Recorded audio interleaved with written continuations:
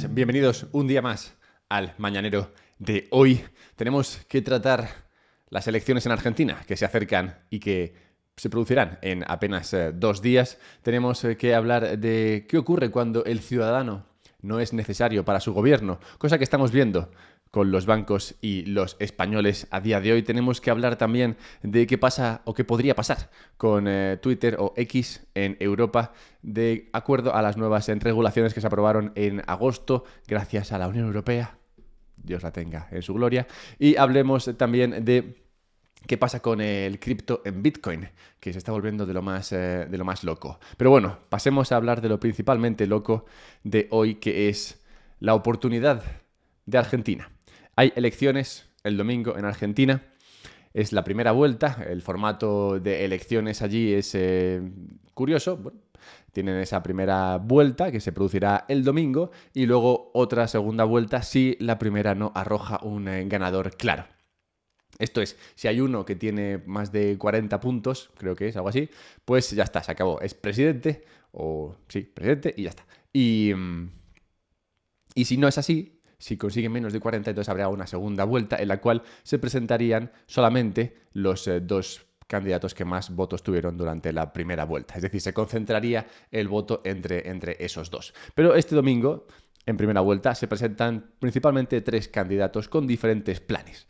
Tenemos por la izquierda a Massa, por la derecha tenemos a Bullrich y por la, bueno, por el libertarismo, lo que por los medios es considerado ultraderecha, tenemos a Milei.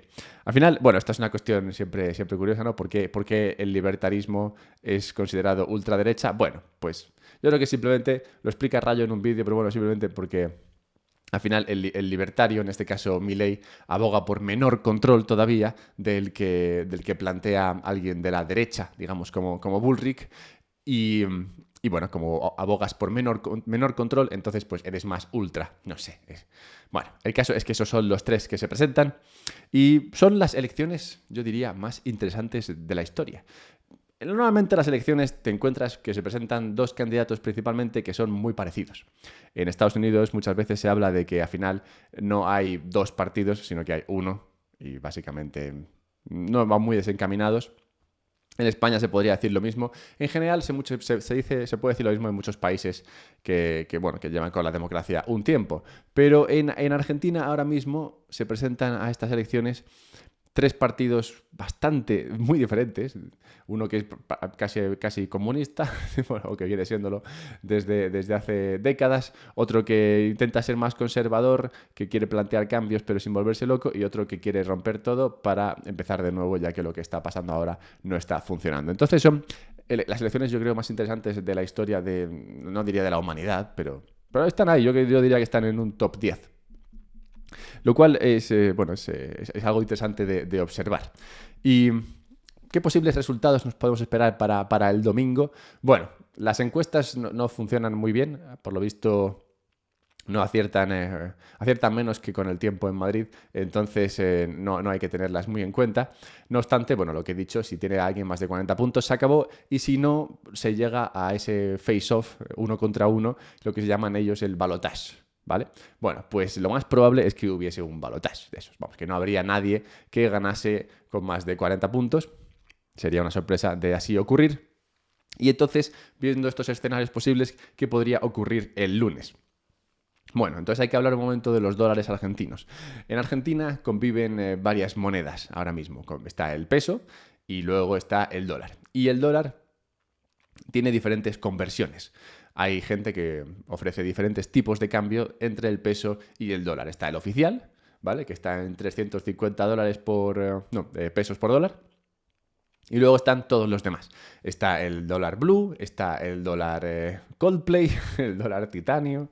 Cada uno tiene su nombre en función de qué tipo de cambio ofrezcan, ¿vale? Entonces, el lunes, cuando se haya visto qué pasa con las elecciones, pues el tipo de cambio se moverá. ¿Se moverá hacia dónde? Bueno, pues en función de quién gane, se moverá hacia un sitio o hacia otro.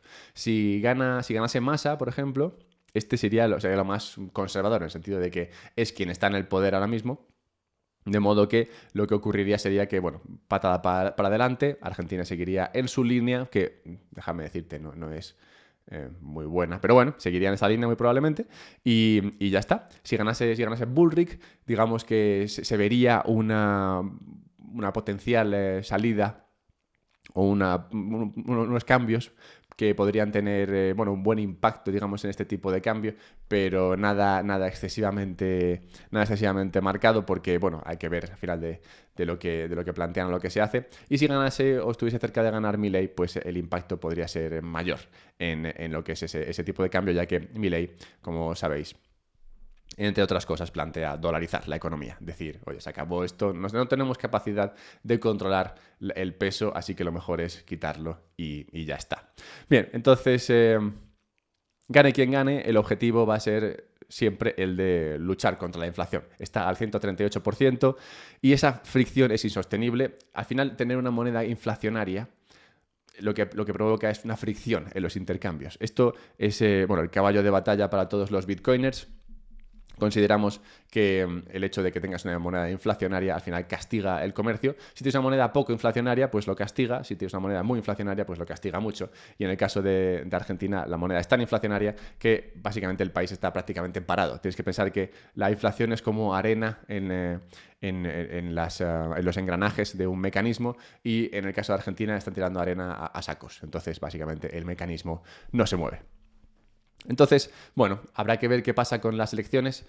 Hay unos, como Leandro Sicarelli, un saludo desde aquí, que abogan por que gane Massa y que pongan a un buen banquero, alguien que sepa gestionar esto. Y hay otros más, supongo, de los míos, que prefieren que ganase un Milei y que quitase la super shitcoin esta del peso argentino y directamente se fuese a una shitcoin mejor, como es el dólar. Al final hay muchas papeletas para que algo como esto se produzca, ya que Milei ha crecido mucho en sus votantes con un mensaje sencillo, un mensaje que dice: Argentina era top 10 hace 100 años, estaba entre las naciones más ricas hace apenas 100 años, en 1950 era tan rica como los buenos países de Europa, o sea, más rica que España.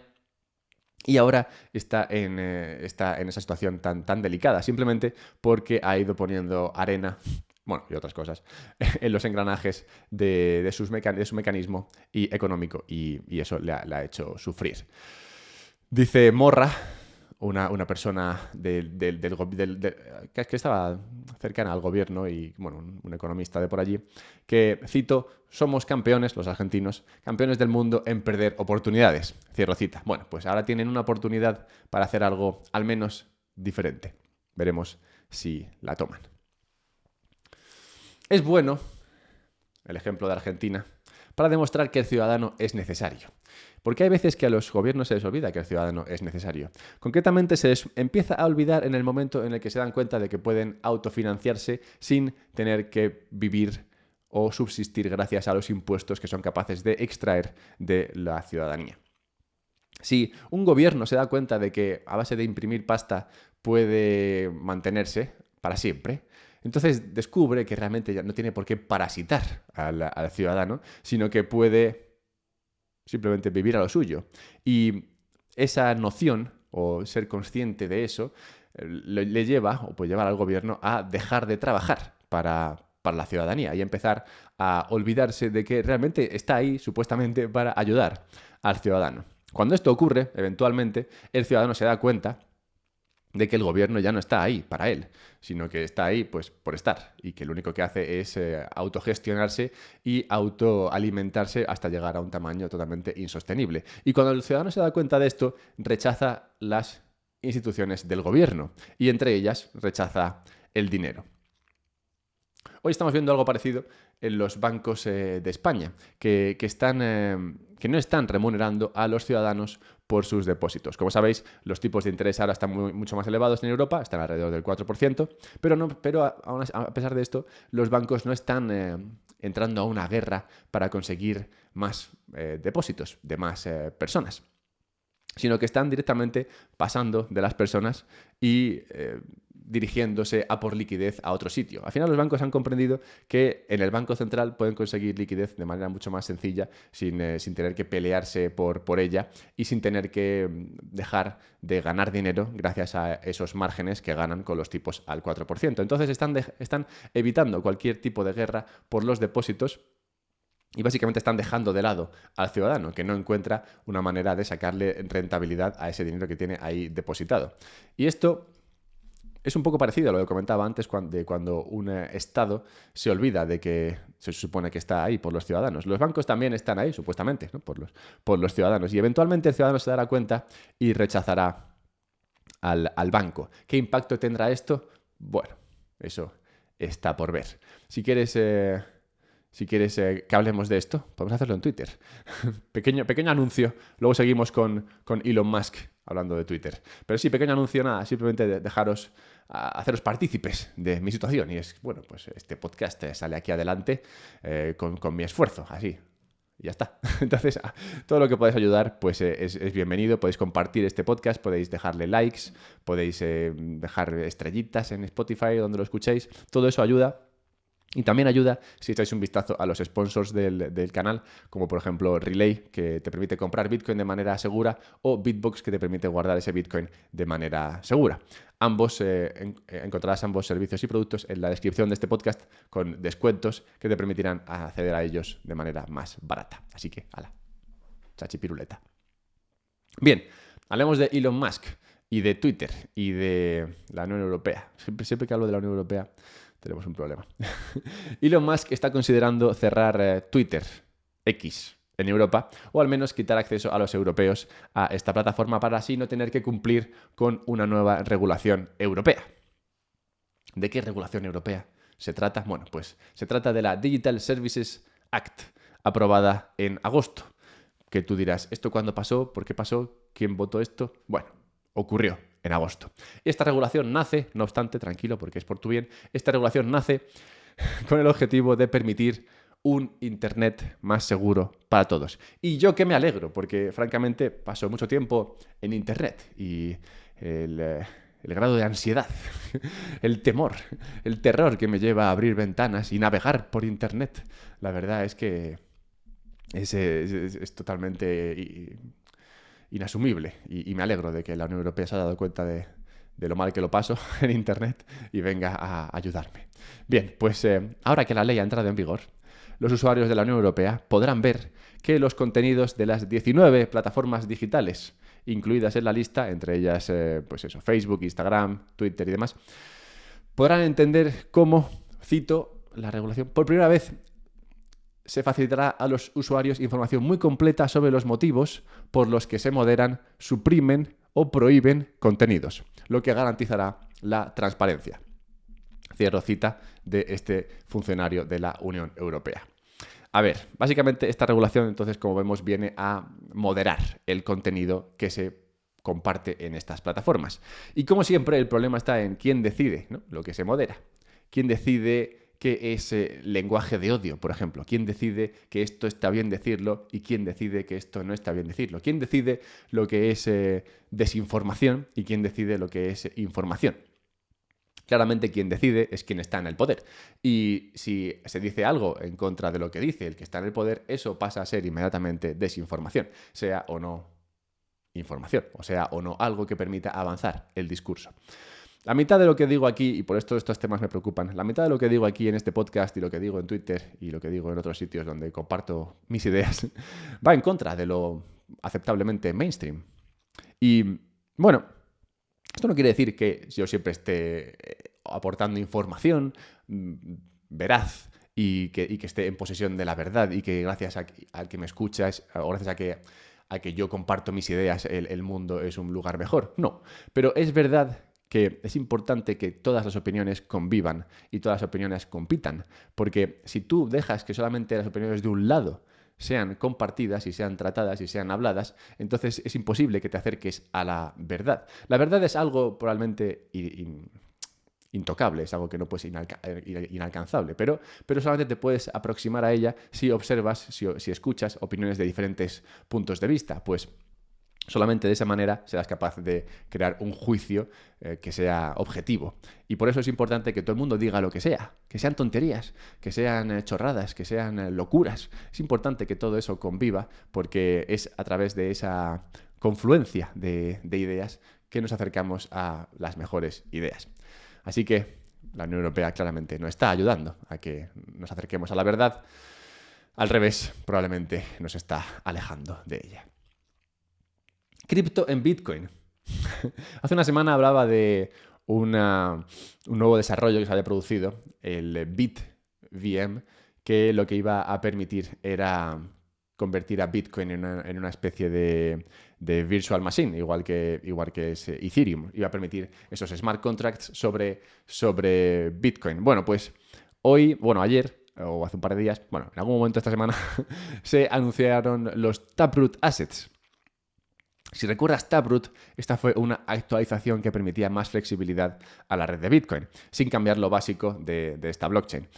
Por ejemplo, una de las cosas que permitió, una de esas cosas que vienen dadas por cambios que no esperas, fue lo de Ordinals. Ordinals, que ya era posible hacerlo antes de la actualización a Taproot, se hizo mucho más sencillo gracias a Taproot y pues fue un proyecto que tuvo mucho tirón durante un tiempo.